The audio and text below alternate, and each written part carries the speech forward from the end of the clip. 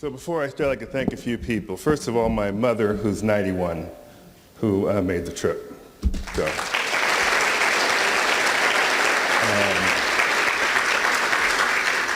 my brothers and sisters, Michael, Chip, Peggy, and my sister who couldn't be here, Carolyn, who were my inspiration as I grew up. My children, who have been at most of the meetings we went to. It was fun to see Ed Danko and Ellie Danko last night, who've been following them since they're a little kid, and it's been great to have them come to the meeting. Other friends that are here, I have college friends, my friend Trina Bass, my wife's high school classmate, Natalie and Barry Batiste, and my assistant, Kara, who's been with me for 8 years, who sort of kept me on the straight and narrow wherever I need to be somewhere. And most importantly, my wife, Hyacinth, who is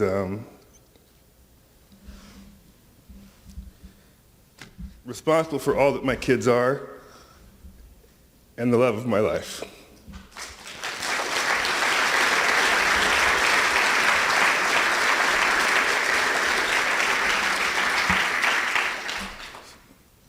So the Western Surgical Association is my surgical society, where I annually connect with my closest friends, where my growth as an academic surgeon developed, and where some of my fondest memories in my academic career come from. In 1995, the year of my becoming a member, at the President's Dinner, I was seated with my longtime friend, Will Chapman, who introduced me to another WSA member, John Potts. For 5 years after that, I received a handwritten letter from John Potts asking me how I was doing, encouraging him in my academic endeavors, and John is now Vice President for Surgical Accreditation at the ACGME. The Western Surgical is where I meet my friends and learn from my heroes. In this picture are 5 of the 11 black residents who graduated from LA County: Eddie Cornwell, who's now chairman at Howard; William Johnson, who runs a motor insurance company in Oregon; Natalie Johnson, who has been a director of the American Board of Surgery and a governor of the American College of Surgeons; and Ali Salim, who's here, who is director of trauma at Brigham and Women's Hospital.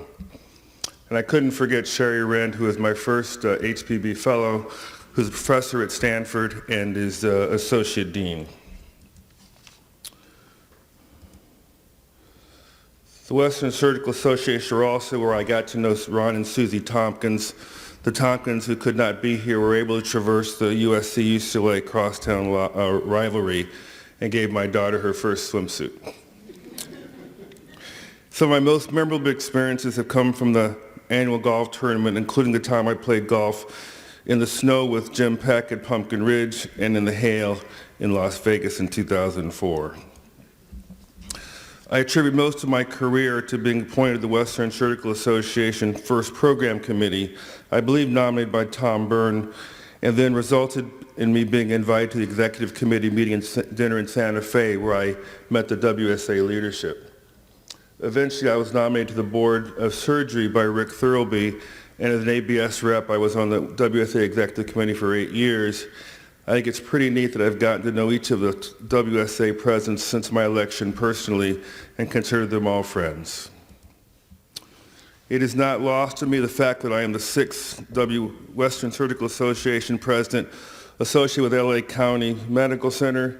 Lawrence Chafin was an MGH-trained surgeon, and during his career he served as Chief of Surgery at Good Samaritan Hospital, Children's Hospital of LA, and at LA County Medical Center, and was Vice President of the American Surgical Association. Dr. Chafin, Arthur Patterson, and Bill Michelson were part of the tradition at LA County of community surgeons contributing to the care of the patients and the education of residents. I was fortunate to be trained by 3 of these: Bill Michelson, Art Donovan, and Tom Byrne. Dr. Donovan has been like a second father to me, illustrated by my son's middle name, George, Arthur named after Dr. Donovan, and Stanley named after my father, and George, Dr. Donovan, my own father. In many ways, the Western Surgical has been my second home, and family. Tom Byrne is the surgeon I wanted to be, comfortable in every cavity of the body, a general surgeon who was skilled in trauma, liver, endocrine, vascular surgery, and started the renal transplant program in LA County. I'd also like to thank Tom DeMeester, who forced me to focus my academic and clinical interest in hepatobiliary surgery. I have chosen as my topic to be the contributions of public hospitals to American surgery. The selection was inspired by Ray Yale's 2012 presidential address, "The VA, a Precious Resource." It's a personal topic for me, largely because of the gratitude I felt towards LA County Medical Center. Another mentor, Claude Organ, said that he had the privilege of a Jesuit education. Well, I had the privilege of a public education. After 2 years at the Catholic school, all of my schooling, high school, college, medical school, residency, and fellowship has been at public institutions. When I counsel medical students interested in surgery, I tell them I hope they are fortunate enough to train in an institution that they will relish and cherish and appreciate as much as I do. One of my most cherished possessions in my office is this picture that was given to me by Nicole Burrill, who's here in the audience, signed by all the residents at the time I left USC. Nicole is a surgeon at Kaiser Riverside, not a member of WSA, but she made the trip here to hear my talk. Public hospitals serve a vital purpose for our country, and while we may take for granted the immense burden they shoulder, caring for the less fortunate in our society and providing training for tomorrow's surgeons, they are also the source of significant discoveries that have changed the way we care for patients. This is my picture from my internship class. In the front row is Gordon Sasaki, a plastic surgeon, Bruce Zawacki, burn surgeon, Tom Byrne, Art Donovan, and Al Yellen. Jim Dunn, who's a WSA member, was a resident supervisor, a clinical instructor. Interestingly, you were not allowed to get a long coat until you became an assistant professor at that time. This is my graduating class. At this point, I became an assistant professor. Also now added is Fred Weaver and Randy Sherman is a plastic surgeon. Missing from this picture is Howard Silverman, who actually interviewed me for residency and was my mentor at Norris Cancer Center for 10 years. Pennsylvania Hospital is usually referred to as the oldest hospital in the United States. Hospitals emerged from almshouses, originally built by charities for the aged or infirm poor. It was founded in 1751 by Benjamin Franklin and Dr. Thomas Bond to care for the sick, poor, and insane of Philadelphia. My research, however, suggests that Bellevue Hospital, which is opened in 1736, is the oldest continuously operating hospital in the United States.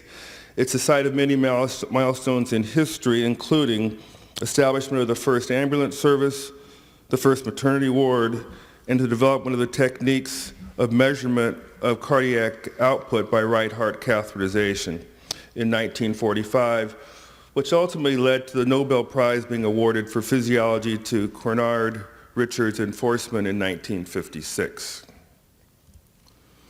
But this is the Western Surgical Association, and we are now a National Surgical Society, evidenced by the fact that 3 of the last presidents have been elected from New York, including Fabrizio Michelasi, Merrill Dayton, and now myself. The membership was originally limited to specialists residing in the Missouri River cities of Iowa and Missouri, the states of Kansas, Nebraska, and Colorado. Eventually, this was interpreted to include all the states bordering on and west of the Ohio and Mississippi rivers and their major tributaries. In his 1926 presidential address, Robert C. Coffey pointed out that the West is not a mere geographic term, a personality, if you wish, which has fled from a cramped social environment to the great open spaces where men and women may think and act independently, untrammeled by precedent and tradition. I have chosen to highlight some of the achievements from 8 hospitals selected from the original geographic distribution of the Western Surgical Association. These institutions were places that I looked up to during my training, marveled at their commitment to patients, the training they provide their residents and students, but most importantly, the scientific contributions that they made to surgery as a discipline. I apologize in advance for any omissions, errors, or in my misinterpretation of these landmark events. There are more than 1,000 hospitals in the United States that are described as being public hospitals. Although they account for only 13% of hospital beds in our country, they care for a disproportionate number of the underserved and trauma patients. These hospitals have much in common. All have long and colorful histories. All are associated with medical schools and surgical training programs and are stalwarts of their community, both as academic trauma centers and their commitment to caring for the underserved. But most importantly, they have a cadre of committed surgeons, most of whom have spent their entire career at public hospitals. To identify the most significant contributions from these hospitals, I asked surgeons associated with these institutions, either from their long tenure or having trained there. Not surprisingly, none of them listed their own accomplishments in their list, so I augmented their data with research of my own. As you might expect, I am going to begin and end with an LA story. The first contribution to surgery, really to medicine in general, is from Sidney Garfield, a name probably very few of you know. Dr. Garfield grew up in New Jersey, started at Rutgers, and transferred to USC when his family moved to Los Angeles. He graduated from USC in 1924, went to medical school at Iowa, and did his internship in Michael Reese Hospital. He did a second internship, however, at LA County, and in between his second internship at County and finishing 1939, he started a hospital in the Mojave Desert. With a $2,200 loan from his father, he opened Contractors General Hospital in the Mojave Desert east of Los Angeles. This hospital was set up to provide for the 5,000 workers on the Metropolitan Water District of Southern California's Aqueduct project, which was designed to bring water from the Colorado River to Los Angeles. They started as a fee-for-service, but insurance companies were slow to pay. And he, with Industrial Indemnity Exchange, designed a prepayment of $0.05 per day to the hospital for any of the patients who might require hospitalizations. It was so successful that he offered the employees the option of receiving total medical care for an additional 5 cents per day. As Dr. Garfield finished his training at LA County in 1939, the owners of Indemnity Exchange asked him if he could provide similar health services for a project being run by their colleague, Edgar Kaiser, whose company, Kaiser Enterprises, had won the bid to build Cooley Dam over the Columbia River in the state of Washington, which was at the time the largest man-made structure ever built. Kaiser brought Garfield into their business, and with a $250,000 loan from Kaiser's banker, A.P. Giannini of Bank of America, Garfield opened the thoroughly modern 54-bed Permanente Foundation Hospital in Oakland, which the foundation owned and Garfield and Associates leased. This was during World War II, at a critical time of support for Kaiser West Coast Shipyards was launching a ship a day and needed to maintain the health of their workers. Kaiser and Garfield laid the foundation for what would become Kaiser Permanente, and as an integrated managed care consortium is the largest HMO in the country, and some would say a model for how to deliver high-quality care effectively. While not created specifically at a public hospital, LA County historians still take credit for the fact it was created or co-created by an LA County General Hospital trained resident. Storing blood in a refrigerator became possible through the introduction of sodium citrate as an anticoagulant in 1915. Let me back up. Blood transfusions occur daily in all our hospitals and something that we take for granted. It is life-saving therapy, and as we have progressed from the days of direct transfusion to sophisticated blood therapy, we should remember the value of having a blood bank in our hospitals. The term blood bank refers to a hospital division where blood products are stored and proper testing is performed. Storing blood in a refrigerator became possible through the introduction of sodium citrate as an anticoagulant in 1915 and by the addition of sugars in 1916, which allowed preservation. Because of the large volume of this anticoagulation storage mixture, this did not become a popular method initially. Bernard Fantis of Cook County is credited with the establishment of the first blood bank in the United States. Back in the 1937 JAMA edition, in the back of the journal of the therapeutics section, Fantis describes the therapy of Cook County. His notice to medical staff announced that efforts to preserve blood by refrigeration to be used in blood transfusion. He listed rules for depositing blood, keeping of the blood, drawing on the blood bank, cross-matching before injecting, administration, and dosage. He said it is obvious one cannot obtain blood unless one has deposited blood. Staff physicians would obtain chilled 500 cc flasks and 2 5 cc test tubes for typing and the date, the name of the intern, and his service. If blood is needed, the house physician should secure 5 cc's from the patient and cross-match by the resident who supervised the transfusion. There is some dispute who is responsible for the organization of blood banks in the United States.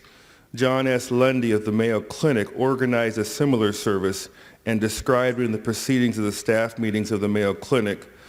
But because of this publication, Fantis is ascribed is credited with organizing the first blood bank at Cook County Hospital, and the Bernard Fantis Lifetime Achievement Award is a distinguished service honor given by the American Association of Blood Banks. The third contribution from a public hospital may surprise you. There is no doubt that smoking is associated with lung cancer, but is not commonly known where that association was discovered. In 1933, Ewarts Graham and J.J. Singer reported the first successful case of pneumonectomy for lung cancer. But in 1939, Alton Ochsner and Michael DeBakey published their series of pneumonectomy for the treatment of primary pulmonary malignancy. DeBakey writes, accordingly, my chief, Alton Ochsner, like a few other pioneering thoracic surgeons, immediately developed an intense interest in this problem. We began a systematic search in the wards and clinics of the Charity Hospital in New Orleans for possible candidates. This paper by Ochsner and DeBakey reported an analysis of 70 collected cases and their own 7 cases. It should be noted that 5 of their 7 cases died postoperatively for a mortality of 71%. But in that 1939 article, they comment that, in our opinion, the universal custom of inhalation is probably a responsible factor since inhaled smoke repeatedly over a long period of time is a source of chronic irritation to the mucosa. Furthermore, they made the connection that during World War I, tobacco companies made packages of cigarettes freely available to soldiers. And with 2 decades of smoking, the chronic irritation of the tracheobronchial mucosa had its oncogenic effect. It took a long time for this association to become accepted, and Dr. DeBakey wrote in 1999 that it was gratifying to have their conviction of the causal relationship vindicated by the Surgeon General's report in 1964, 25 years later. This association of smoking and lung cancer is another contribution from a public hospital, Charity Hospital of New Orleans. Seminal contributions of resuscitation of injured patients came from out of public hospitals, and I will highlight just three of these: Parkland Memorial Hospital, Detroit Receiving Hospital, and Denver General Hospital. Here is a drawing of the original Parkland Memorial Hospital circa 1894. Here is a picture of the new Parkland Hospital that is scheduled to open in 2015. It will have 862 private rooms, cost $1.2 billion, and is being paid for by an increase in sales tax approved by the voters of Dallas County. In 1968, Charles Baxter and Tom Shires published a paper in the Annals of New York Academy, which included experiments on rhesus monkeys, splenectomized dogs, and patients treated at the Parkland Burn Center. The isotope studies in the rhesus monkeys after burn showed that extracellular fluid decreased by 38 to 50% after burn injury. The cardiac output was corrected after burn injury with resuscitation with the balanced salt solution of lactated ringers.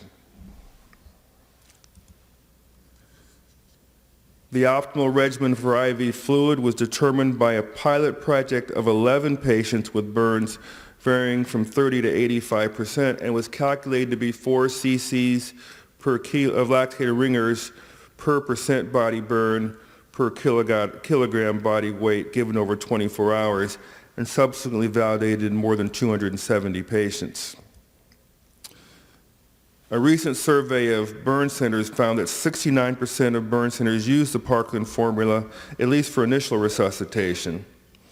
The Parkland formula, along with development of the techniques of early excision and grafting of the acute burn, first popularized by David Heimbeck of Harborview, along with improvements in critical care of the burn patient, have resulted in marked reduction in mortality after major burns over the last 35 years. During my training, it was common to use albumin for resuscitation. I do not recall the last time I ordered it, despite the fact that the 1998 Cochrane Review concluded that albumin should not be used outside the context of a properly conceived and rigorously controlled clinical trial with the mortality as the endpoint. There are still randomized trials, including this one from last year, which compared crystalloid versus colloid, published in JAMA.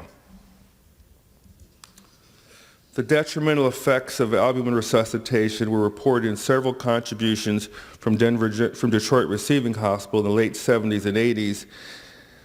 In his 2000 Scudder oration, by Charlie Lucas, entitled The Water of Life, A Century of Confusion, Lucas detailed Starling's law of the capillary, the pathophysiology of hemorrhagic shock, and the colloid-crystalloid controversy.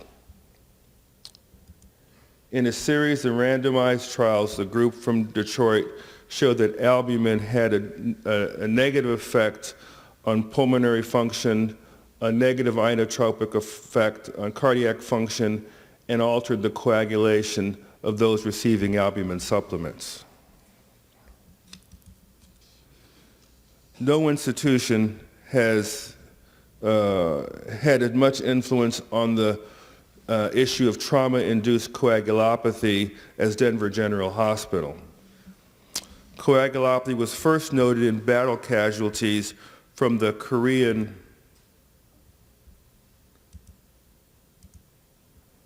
and Vietnam War, and Richard Simmons, when he was still a captain in the Army in 1969, noted from the Vietnam casualties that there was a consumptive state that occurred within 2 hours after injury and was consistent with disseminated intravascular coagulopathy. This slide represents our current understanding of trauma-induced coagulopathy, acidosis, hypothermia, dilution, consumption of clotting factors leading to decreased thrombin generation, fibrinolysis, and altered platelet dysfunction. In 1982, Ernest Moore and his co-authors from Denver termed this phenomena the bloody vicious cycle, subsequently referred by others as the lethal triad, and most recently as the iatrogenic coagulopathy. This concept actually led to the fundamental basis of damage control surgery, first introduced by Harlan Stone in 1983. In a series of papers, the Denver group has described acidosis-induced coagulopathy, platelet abnormalities, and associated with massive transfusion and hypothermia-induced coagulopathy. In a 2004 paper with Fred Moore, we were challenged to think of the next generation of resuscitation, and over the next decade, the Denver group has studied how to improve our resuscitation techniques.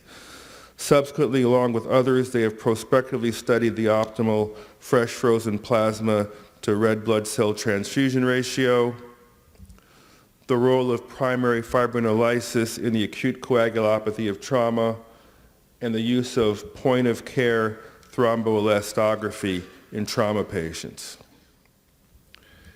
If we are to wonder where our scientific understanding of resuscitation comes from, we need to look no farther than our public hospitals. The first of my West Coast hospitals is Harborview Medical Center in Seattle. Unless you're from Seattle, you have probably never heard the name Sigvard Hansen. When was the last time you saw a ward like this? For those of you who are too young to remember, this is skeletal traction, where a Steinman tibial pin is placed with weights through pulleys, allows time for the femur fracture to be extracted and healing with realignment over 6 weeks. That all changed in 1968 when Sigvard Hansen, the orthopedic chief resident on call, asked his attending if he could use intramedullary rodding for a multi-injured trauma patient with a femur fracture. Hansen recognized in this multi-trauma patient that early mobilization would help her recover from her injuries, so without the explicit approval of the attending, he proceeded.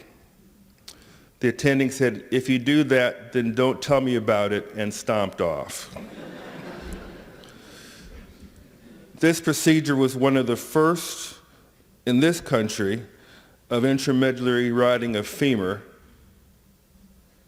which allowed for healing and the patients to be mobilized promptly.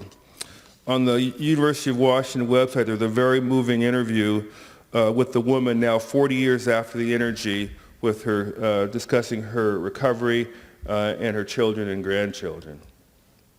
When this was presented, his 500 first cases of this, Dr. Hansen was universally criticized and was threatened to be expelled from the Orthopedic Association. Eventually, he became the Harborview Chief of Orthopedics, the University of Washington Chair of the Department of Orthopedics, and last year, the American Orthopedic Association awarded him with the award for distinguished contribution, commenting that intramedullary nailing of fractures was one of the most significant contributions in orthopedics in the last 50 years.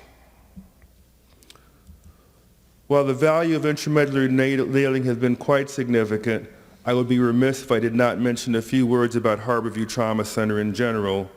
I have already mentioned early excision and grafting by David Heimbach, but prospective trials in trauma patients can be exceedingly difficult, but Harborview, under the leadership of Ron Mayer, have been leaders in multiple center trials that have changed the way we care for critically ill patients. For example, the ARDSNet trial that proved low volume, low ventilation, low pressure ventilation improved outcomes in ventilated patients. The New England Journal of Medicine study, which showed that treatment at level 1 trauma centers had a decrease of 25% mortality over community hospitals. And the GLUE grant, where the University of Washington at Harborview has accrued the most patients for the trial, which is sequencing the entire genome to assess the response to injury. There are many claims to the development of the first trauma system in the United States. The best I can tell, the first trauma system came from San Francisco General Hospital in the direction of Bill Blaisdell. In 1968, the Gold Service was converted to an exclusive trauma service. However, in 1971, the legislature passed the Paramedic Act that said the plan was to take the patient to the nearest hospital. Federal recognition of trauma centers came in 1971, and San Francisco General was the first group so designated. Dr. Blaisdell changed that practice for trauma in part by volunteering to spending his sabbatical as medical director of the Department of Health.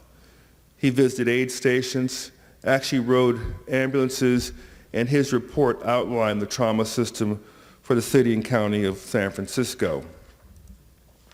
John West, a 1973 graduate of UCSF surgery, wrote this paper with Don Trunke that compared the results of trauma care in San Francisco County, a region where all patients were brought to a single trauma center, with those results in Orange County, where patients were brought to the closest receiving facility. They autopsied 100 consecutive autopsies of those with motor vehicle accidents, and in San Francisco, only one of the non-CNS deaths was considered non-preventable. In Orange County, where patients were brought to the nearest hospital, 36% of their non-CS deaths were considered preventable, and 8 were due to bleeding, 3 were respiratory deaths from fat emboli, pulmonary congestion, and gastric aspiration. San Francisco was also the epicenter of the AIDS epidemic in the 1980s, and San Francisco General Hospital served as an example of how to best care for these patients. Bill Schechter was called to the respiratory ICU in 1981. There he saw a 33-year-old gay man dying of hypoxia due to an unknown disease causing bilateral interstitial pulmonary infiltrates. He was enthusiastic but agreed to do a lung biopsy, and the pathology was pneumocystis carinii, and the AIDS epidemic was begun. Many nurses insisted on caring for these patients, required asking to wear masks, gown, and gloves, despite there was no information of the effectiveness of this practice or lack thereof. The hospital administration forbid this practice and subsequently fired the 3 nurses who refused to comply. Trunke responded to the concerns of the residents by telling them that if they didn't want to do the operations, the attendings would do them. We will not discriminate against AIDS patients. Subsequently, an AIDS ward was developed at San Francisco General, which became a model for caring for these patients and expanding our understanding of AIDS.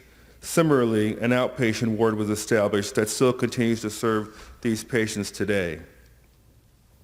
The San Francisco Journal Group established guidelines of how to care for HIV-infected patients and a moral imperative for surgeons to care for patients without regard to their HIV status.